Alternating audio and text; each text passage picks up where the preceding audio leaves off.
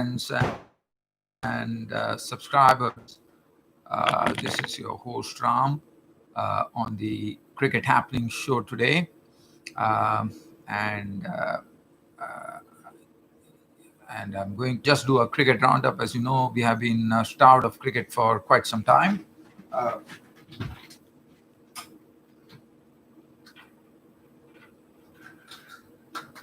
and as you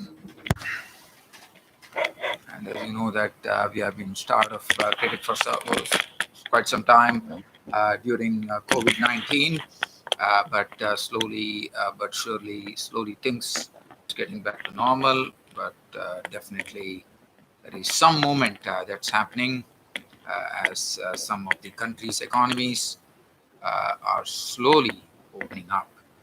Well, so welcome guys to the Cricket Happening show.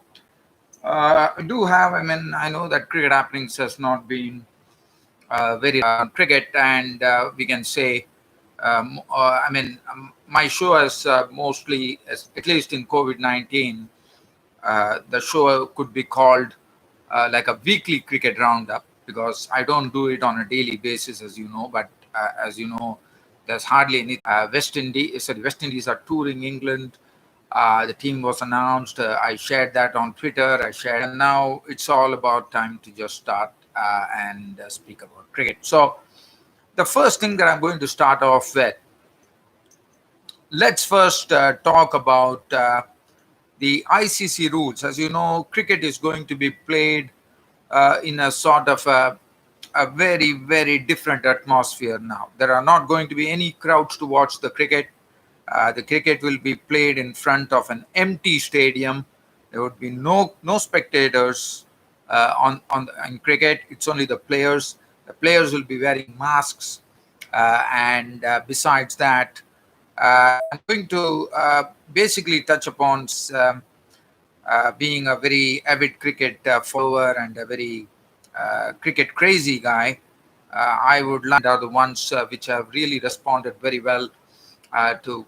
They are really out of it, one could say, but definitely things are on the mend for them, no doubt now. But as I'm talking to you, I do have to say that there is some sad news coming in from New Zealand. The former batsman and off spinner Matt Poor has died at the age of 90.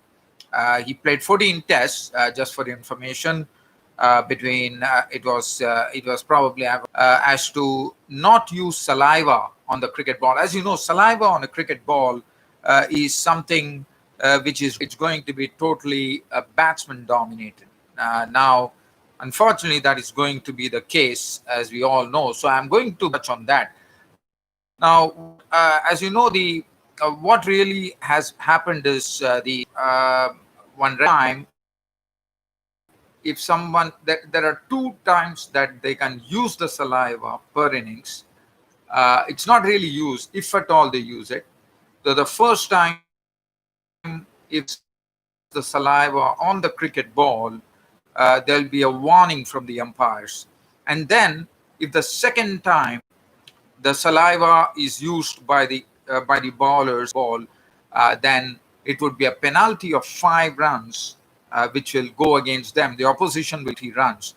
Now, when you have a situation like this, one understands that it's. But as I said, I'm not a critic. I'm just sort of giving my opinion.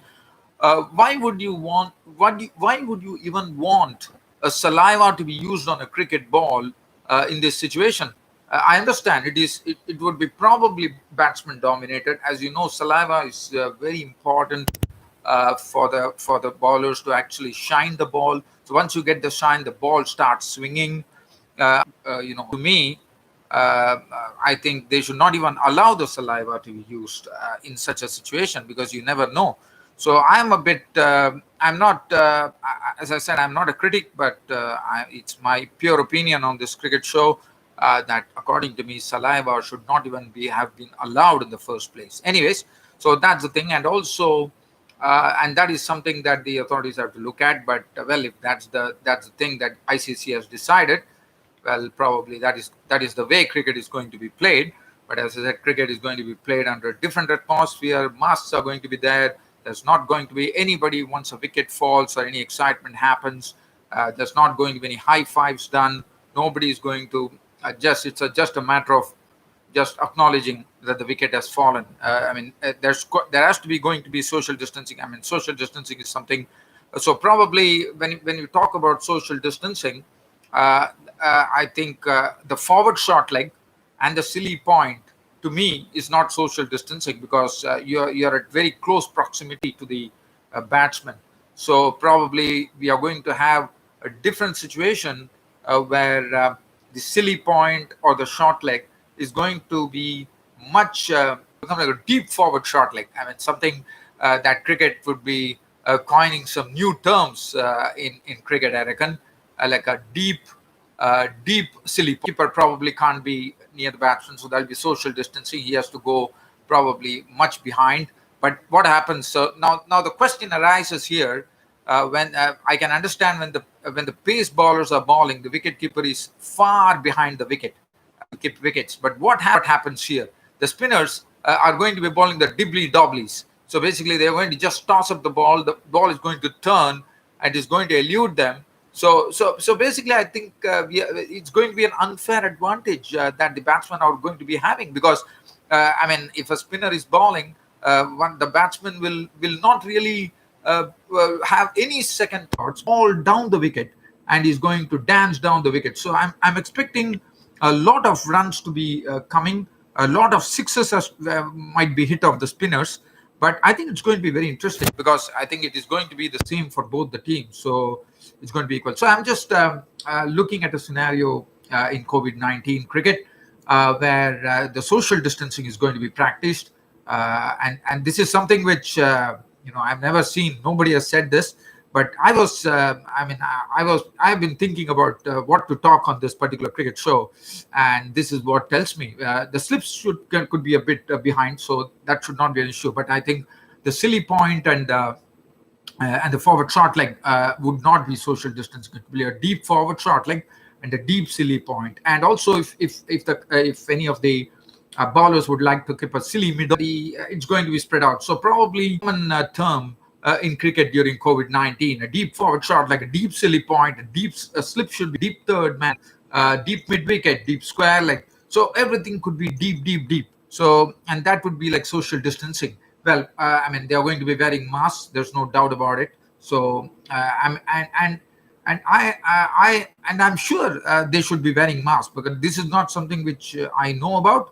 But I'm assuming that each and every player on the field will be wearing a mask, so as not to spread the thing, if at all. And they have also said that if during the match, if someone suddenly starts developing some symptoms of COVID-19 or something, then immediately that player could be replaced by a substitute cricket player. And that is another news that has. And another thing that I would like to share about this ICC thing is they have also said that they will have, and also this saliva which we are talking about has been allowed 2 times per innings to both the teams. Now, not be allowed. I know that batsmen are going to hold sway, but that is how it is. I mean, it is going to be either way. Probably we are going to have high-scoring matches, and why not? I mean, I think yes, we are going to be playing in front of empty spectators, but that does not really matter, according to me. People who have been going to be watching those matches now, as I said, this is something which I'm thinking about. If you really want to practice social distancing, wearing masks, and not touch each other, then this is how the cricket should be played. But one does not know. I mean, this is something that I have come up with, but I don't know what the ICC is planning, how they are planning to go about this particular task. But nevertheless, it should be interesting. And in between watching the matches, there are going to be a lot of advertisements coming in when we are going to be watching these matches. So these advertisements who already, I'm told that online advertisements make a beeline for putting advertisements on a bit in between the innings and in between the matches or the play that would be going on a particular day. So it's going to be very, very interesting. And I think the batsmen will definitely hold sway. As I said, when the spinners come, it will be interesting if they are going to have the keeper stand back, and and it's all going to happen as I said, then it's going to be interesting. I think the batsmen are going to really have a ball of a time, no doubt about it. But the pace, and if the saliva is not going to be allowed, that the pace will struggle.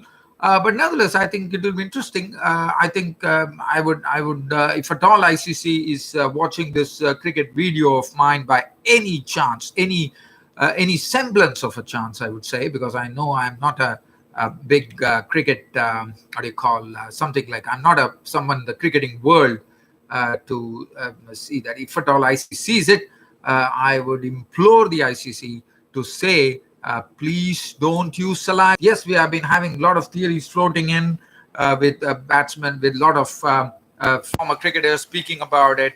I think it should be no saliva on the cricket ground till such time COVID-19 disappears from the face of the earth. That is how cricket should be played. If that is how cricket would be played, one of the nations which has done very well during COVID-19, and now from New Zealand, it says that I believe they had a rugby game on. Crowds are back. The crowds were there to watch the match, the rugby match in New Zealand. So cricket should not have a problem to me, unless one of the opposition actually goes against it. Well, just on a very, very short note here, the India might go to Sri Lanka, hosting the Asia Cup, and could be swapped, and could be the Sri Lankans would be. And also one note here, another sad note coming from India. The world, he passed away at the age of 100. Exactly. The other thing that I'm going to talk about is one more aspect of what ICC was saying was have three decisions. It's in the favor, and I think that is fair enough, because the batsmen, I think they should do, the ICC should do all that could be done, whereby they don't allow the batsman to hold sway. The bowler should be given some advantage. So that is something that, because then only you could get the balance between the batting and the bowling, I reckon. Okay, yeah. So just as I was, spending a lot of time talking about the ICC decisions, just on a very short note, Pakistan, as you know, West Indies have already embarked on their tour to England. And we know that some players have opted out of this particular tour as well. Some key players, giving the younger players a look in. The other thing, another news which comes in here. So another thing that I can tell you is the Pakistan team that was selected. Now, the good thing about this Pakistan team, which was announced to tour Pakistan, as you know, are going to England. So once West Indies go, it will be Pakistan going on to England. And the news is that Sarfraz Ahmed, who was sacked as the Pakistan captain, also lost his place in the team, has been included in the 29-man squad that has been named to play England in the tests and the T20s. So Sarfraz Ahmed, the former Pakistan captain, has returned to the lineup, and he will be a backup wicketkeeper to Mohammad Rizwan. And one of one of the hot Pakistan domestic cricket, his name, batsman Haider Ali, who has been smacking runs aplenty in the domestic season in Pakistan in the under-19. Haider Ali would be making his first tour of England, and I'm told he's a sort of a very aggressive cricketer. Sohail Khan, the 36-year-old quick, has made a comeback to the team.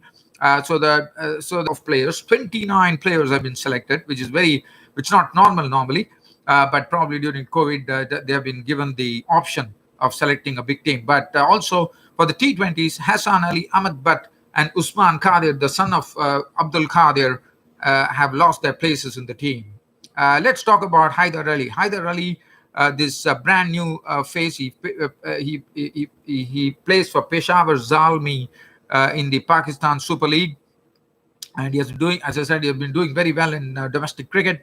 Has gained his spot. So that is another news that I wanted to really talk on. Other than that, I'm just trying to see whether there is anything else that I could really speak about, dear fans and subscribers. Yes, Yunis Khan, the former cricketer, will be the batting coach for Pakistan. I think it was a real pleasure bringing you this cricket roundup on Saturday. Pick up some topics tomorrow, being a Sunday, or probably if any cricket news pours in, I'm out there to talk to you right from my drawing room here. That's about it, dear fans and subscribers for Cricket Happenings. It's your host Ram signing off this on a Saturday.